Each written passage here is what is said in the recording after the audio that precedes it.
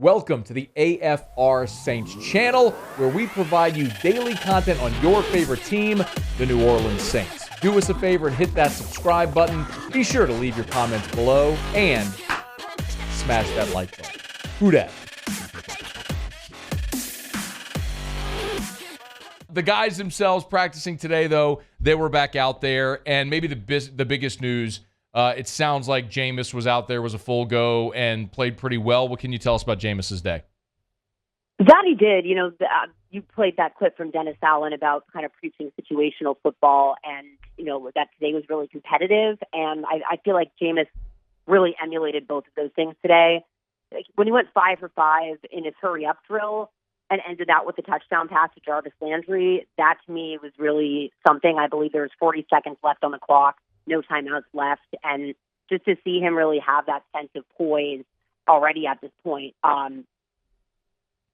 it feels like he's starting to get more consistent and finally starting to kind of see how he fits with this offense. And he actually took off running twice today, which stuck out a lot to everyone, including Dennis Allen, who said after practice that was an encouraging sign for him as well to see him do that. And he actually ended up slide tackling on the second one. But his mobility was something that surprised me last year in the first place.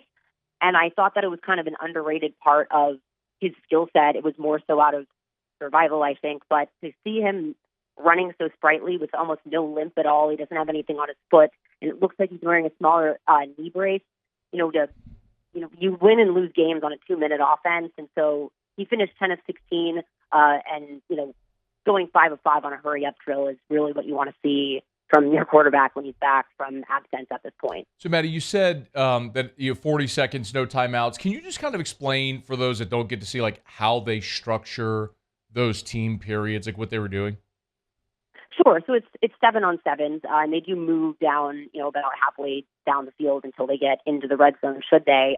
But they have, line guys there. I'm not sure if it's on a scoreboard or if it's just kind of something yelled out to them. But it's also quite obvious, when they're doing it, because it is just, legitimately running down the field and acting as if it is, a series in succession and not, team reps during practice or, those kind of things. Matty Hudak is with us. So apparently Jameis not the only big name to return. Marcus Davenport out there as well. Should we be encouraged? You'd have to say so, right? Considering we haven't really seen him at all through training camp at this point. And to see both him and Peyton Turner participating today almost felt like a mirage, to be honest with you, because neither of them have really been playing during training camp. Carl Granderson has really, lined up opposite Cam Jordan.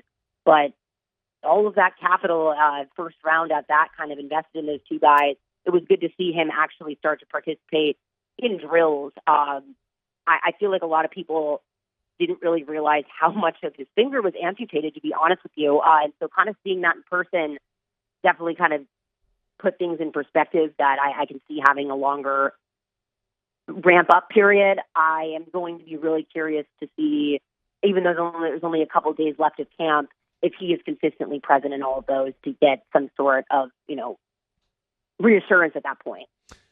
Maddy, if there were, just kind of scrolling Twitter today, if there were two players that seemed to stand out today, one on either side of the ball, most of the consensus seemed to be Tyrann Mathieu on defense, Jarvis Landry on offense.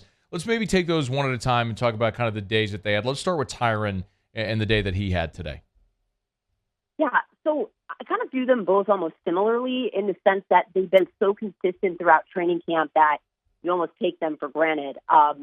With Mathieu, he was kind of missing at the beginning, and then he came in and almost just kind of silently and instantaneously stepped up and really was a leader in that secondary. And, a really young group of some second-year players, a lot of, rookie people and new players on this team and guys like Justin Evans. And to see them all really fall under his tutelage has been really good to see. But again, it's one of those things where you take his play for granted until he has a day like today where, I don't know if people watch basketball, but it's like when Klay Thompson goes into a trance. That's kind of what I felt like what happened with him today. He had a pass breakup, he had an interception, but he was all over the place. He was really deep at free safety. He was blitzing, he was stopping runs. He almost had another pass breakup here and there, but he was just really just shown in his coverage today and playmaking abilities, and that's something you lost from Marcus Williams and Malcolm Jenkins in their ball skills. So that was really, specifically encouraging. And then Jarvis, Landry, like Landry, it's kind of the same way where he continues to kind of record these one-handed catches that seem like he does it every day in the dark. And he had a touchdown pass today. It was also a one-handed catch with 2 seconds left on the clock. And it just seems so seamless, and it seems like they've been here forever. And I don't even really think we've seen all that Jarvis Landry can do at this point, just because I feel like he's so steady and a solid option that in trying to kind of look at guys like Tre'Quan Smith, for example, and shaping out those kind of guys, I think we've kind of focused less on Jarvis Landry, but I will be really curious to see how he really, helps embellish his offense, because he continues to make these quiet plays and really consistently at that. She's on Twitter at Maddy Hudak _94, Saints Camp Report. Sticking with the receiver position, I did want to ask about Kirk Merritt, because we'd heard that over the weekend at the practice in the Dome that he actually took some snaps at running back. He dropped the deep ball against Green Bay, although he had a nice return. It's a guy that everyone keeps bringing up, Maddy, and I just keep wondering how they find a spot for him on this roster, considering all of the depth they already have at running back or at receiver. So they kind of converted him to a running back, right? And on that same note, while I don't know if this has anything, it could be cramps or anything for that matter, but Tony Jones Jr. did leave practice at one point today and didn't return. So even if he was there, that is a room to me that the dominoes can fall so quickly. But someone like Kirk Merritt, it almost reminds me of the approach they took to Ty Montgomery, where I feel like they sincerely value his skill set and the amount of care they've kind of paid to him, giving him attention at wide receiver and, getting a lot of reps at running back today and receiving reps at that. His footwork stands out to me, and that stood out in kind of both positions. But their approach to kind of carefully bring him to running back and actually see that out and see him performing pretty well in that role, I think he really is such a versatile guy that they really seem to like in a lot of different spots. So that might just be where he fits better. But it'll be interesting to see how his skills translate in a game setting. So I do hope that we do see him at running back, which is weird to say, kind of in departure from what we've said the last couple of weeks this Friday. They're certainly looking, obviously, for options there. It'd be interesting if that's how Kirk Merritt finds his way onto this roster. A couple more. Do you have an update on James Hurst? Was he out there today? I don't believe he was out there today. I'm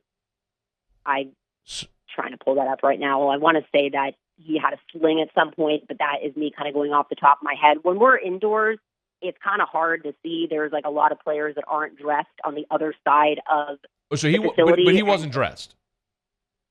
No. Okay. Trevor Penning was the one that was, taking reps today. He was not dressed. Okay, I'm sorry. I should have clarified. Okay, so Hurst was not dressed. So Penning took reps at left tackle today. How did he look? Maybe an extension of that question is, if they had to play a game today and Penning was the left tackle, how should we feel about that? Well, we brought up Marcus Davenport before.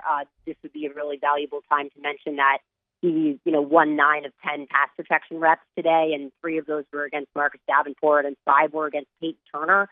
So, in terms of that pedigree, I am worried still with kind of his inability to account for speed rushers in the first preseason game, especially. But he seems to have really responded to coaching very quickly, and for everything that happened, kind of with scuffles at the beginning of training camp, that hasn't been an issue at all, really, since the last one that happened. So he seems to have kind of started to turn a corner. He did give up 1 sack today, but, to win 9 of 10 reps, and 8 of those are against 2 people who are really important parts of the Saints defensive line itself, I think that's encouraging. And I do feel like if it came down to it, he could definitely hold up, because Jameis at this point as well is getting the ball out a lot quicker on those short passes to like Alvin Kamara and stuff we weren't seeing last year. So all of those things in concert, I feel like he absolutely would be able to perform. She is Maddy Hudak on Twitter at Maddy Hudak _94. Y'all give her a follow. Doing a great job giving us our camp reports all throughout camp. Final preseason game is on Friday. Maddy, we appreciate it. Thanks so much. All right, see you guys. Hey, thanks so much for watching. Please leave your comments. I love to interact. And be sure to hit the red subscribe button below.